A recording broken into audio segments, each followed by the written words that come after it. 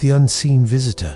The Owens family had just moved into the house that had been in their family for generations, a charming, 3-story Victorian home. It was nestled on the outskirts of a sleepy suburban neighborhood. The house was filled with vintage furniture, antique lamps, and old photographs that made it feel like home from the moment they stepped through the door. But something was off. At night, strange occurrences began. The house creaked and groaned as if alive, but the worst part was the whispers that seemed to come from the walls. It started as faint, barely audible murmurs that Megan, the mother, assumed were just the house settling, but they grew louder, more insistent. She could swear she heard her name being called, soft but unmistakable, echoing through the darkness. One night, she heard it again, Megan ... but this time, it wasn't coming from the walls. It came from the staircase, low and eerie, as though someone was standing just out of sight.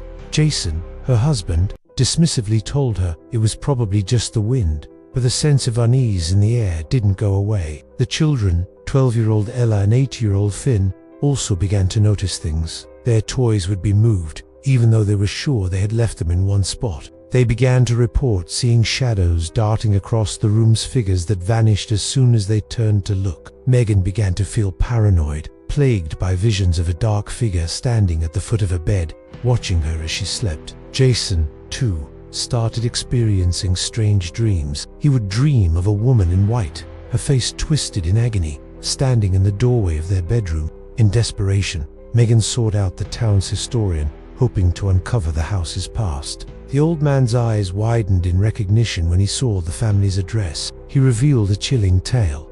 The house had once been owned by a family who had mysteriously vanished in the 1920s. The last known occupant, a woman named Abigail, had been rumored to have dabbled in dark rituals, attempting to communicate with spirits from the other side. Her desperate attempts to raise the dead had summoned something far worse, a malevolent, demonic force that fed on the fear of the living. The whispers Megan had been hearing were not echoes of the past. They were calls from the entity, a dark force that had taken hold of the house long ago. The figure she had seen in her dreams wasn't just a figment of her imagination, but the demon itself, growing stronger with every passing night.